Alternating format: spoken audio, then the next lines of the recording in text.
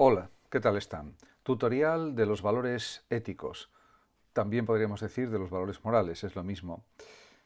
Incuestionablemente la axiología estudia no solo los valores estéticos o artísticos, podríamos decir, sino también los valores morales, ya que estos representan un conjunto de pautas que la sociedad establece para las personas en las relaciones sociales. El término valor procede de la economía, como se sabe, fue incorporado a la reflexión política y ética a partir de las obras de Karl Marx, el creador del comunismo, quien hacía referencia claramente a valores económicos, y Nietzsche, que mencionaba los valores morales.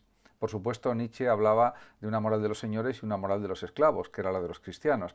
En cambio, Marx, partiendo de su ateísmo y de su materialismo histórico, consideraba que todos son valores materiales. En definitiva, los valores espirituales no existen.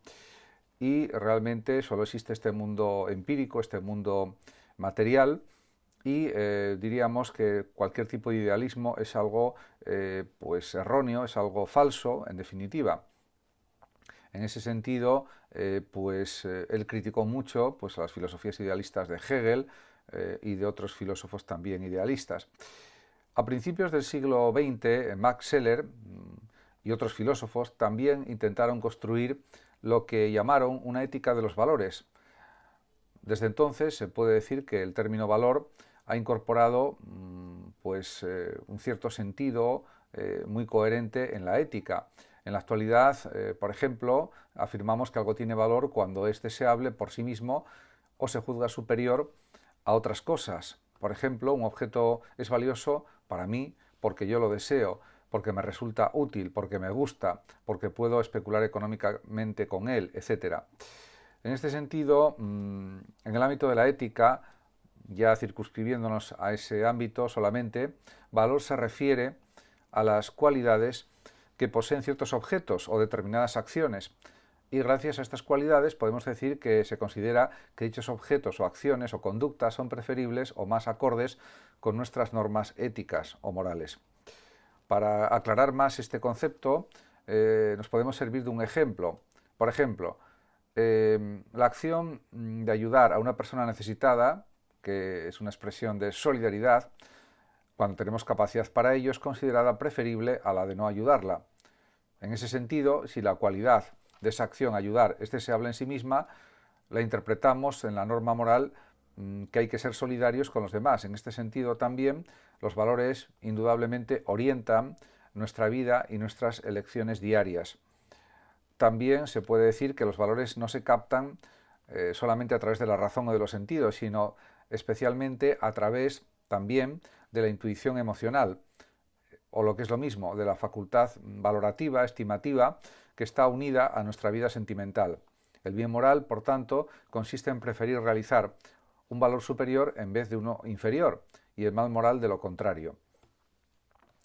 En cuanto a las características de los valores morales, está claro que Max Scheler desarrolló unas teorías muy importantes, ya que es un pensador que estudia los valores morales desde distintos ámbitos. Por ejemplo, reflexiona o piensa sobre la jerarquía, objetividad, subjetividad, permanencia, cambio, importancia, etcétera, de los valores morales.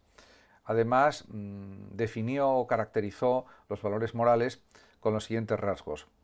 Los valores no son sino que valen. En ese sentido, la justicia, por ejemplo, es un valor que nadie ha visto ni ha tocado, es algo abstracto, es algo teórico, pero somos capaces de percibir cuando un acto es justo o injusto porque lo valoramos en función de algo que sea deseable desde un punto de vista ético. En conclusión, la única realidad de la justicia consiste precisamente en ser valiosa. En cuanto a otros aspectos de los valores, está claro que se adhieren a los objetos y acciones que se consideran valiosos. Por ejemplo, las cosas y acciones son portadoras de cualidades objetivas o valores y no dependen los valores de algo subjetivo, no son, por tanto, exclusivamente dependientes de consideraciones personales o preferencias. La fenomenología, por ejemplo, es un método filosófico que procede a partir del análisis intuitivo de los objetos tal como son dados a la conciencia del sujeto que conoce. A partir de ahí, esta corriente pretende deducir o inferir los rasgos fundamentales o esenciales de la experiencia y de lo experimentado. Y Scheler, por ejemplo, aplica este método fenomenológico al análisis de los valores. Scheler fue pues, un pensador que nació en 1874 y tuvo una vida relativamente corta, ya que murió en 1928. Era un filósofo alemán de gran importancia también, por supuesto, en el desarrollo de la fenomenología, también de la ética y de la antropología filosófica, además de ser un clásico dentro de la filosofía de la religión.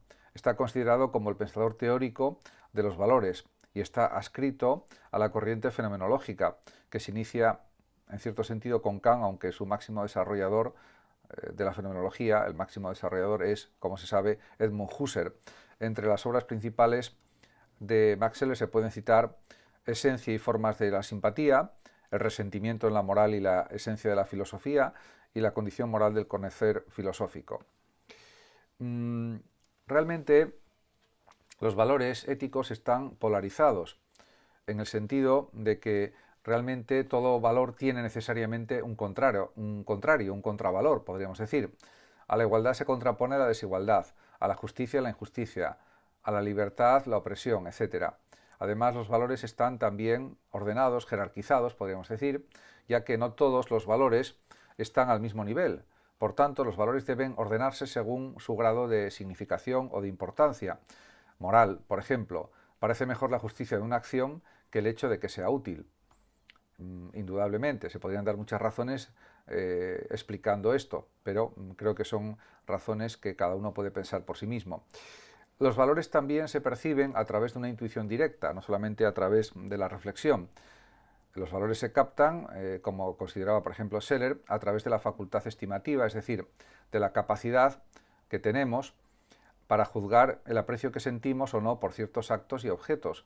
Así vemos y comprendemos de manera intuitiva que una acción es buena o mala.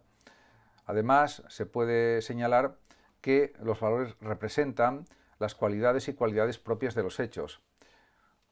También hay otras características de los valores. Primero, que son incondicionales. Los valores éticos son importantes por sí mismos, no porque nos den beneficios personales o sean útiles para otro fin. Por ejemplo, si ayudamos a un compañero o compañera para que pueda ir de excursión porque no tiene recursos económicos, lo hacemos por solidaridad, no porque nos aporten beneficios materiales esta actitud. Los valores también son necesarios. Los valores éticos no se derivan de uno mismo, sino que son independientes de la percepción particular de cada individuo, porque si no serían algo relacionado con los intereses. En otras palabras, la solidaridad es un valor necesario para la humanidad desde el punto de vista moral, independientemente de si soy o no soy yo solidario.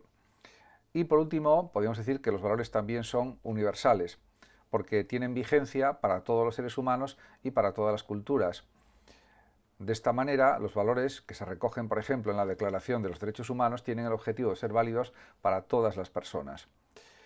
Ha habido también, no solamente filósofos, sino también científicos, como Einstein, por ejemplo, que nos habla también de esta cuestión. Y el texto que voy a leer brevemente de Einstein se titula La enseñanza de los valores. Y escribe Einstein en el año 1952 en el New York Times. Dice, no basta con enseñar a un hombre una especialidad. Aunque esto pueda convertirle en una especie de máquina útil, no tendrá una personalidad armoniosamente desarrollada. Es esencial que el estudiante adquiera una comprensión de los valores y una profunda afinidad hacia ellos. Debe adquirir un vigoroso sentimiento de lo bello y lo moralmente bueno. De otro modo, con la especialización de sus conocimientos, más parecerá un perro bien adiestrado que una persona armoniosamente desarrollada. En efecto, al final, lo que viene a señalar Einstein es que realmente los conocimientos especializados son esenciales, son importantes. El propio Einstein, pues, con su teoría de la relatividad y otras investigaciones y descubrimientos que realizó en su vida, pues era un gran físico, era un gran científico, le dieron muchos premios, etcétera.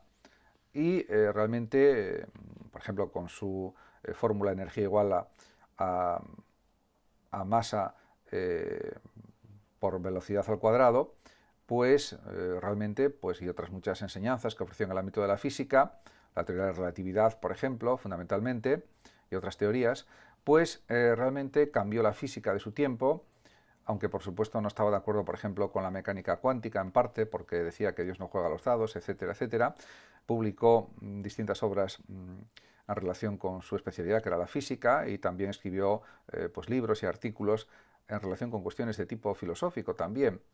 En ese sentido, realmente la personalidad armoniosamente desarrollada significa para Einstein que un científico también tiene que leer obras de filosofía, tiene que leer novelas, tiene que interesarse por el cine, por el arte, o debe interesarse para tener una cultura más amplia, más extensa, más profunda, y realmente el ejemplo pues era el mismo. Incluso pues otro físico muy famoso como Erwin Schrödinger pues también escribió alguna obra de filosofía, algún libro de filosofía, y se interesaba muchísimo por la filosofía. Y otros distintos científicos pues también se interesaban por las cuestiones filosóficas, por lo tanto, y por el arte, y por la música, etc. En definitiva, todo eso nos indica que también la distinción entre lo que es bueno y malo es algo clave, no solamente a nivel de ciencia, sino también a nivel de la vida cotidiana y en todos los aspectos que podamos pensar y suponer.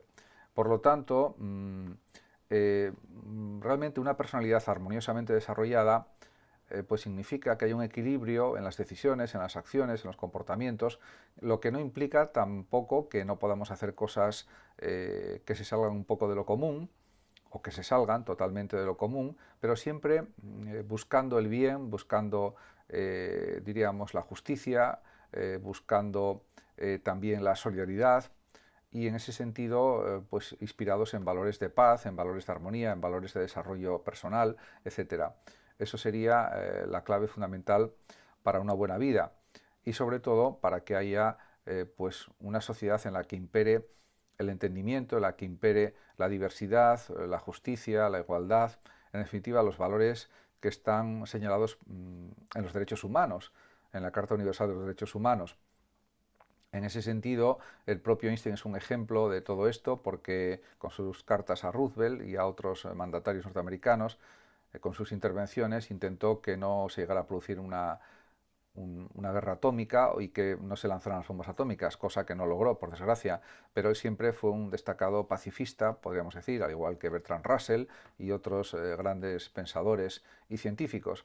En cualquier caso, esto es lo que corresponde en un mundo que queremos que sea justo, que queremos que sea igualitario y sobre todo en un mundo que respete el valor de las personas, la dignidad de las personas, y en ese sentido estos planteamientos de Einstein pues van claramente en esa línea. Muchas gracias a todos por su atención y saludos como siempre también a los oyentes de Radio Sofando de México que sé que me escuchan con gran interés. Gracias.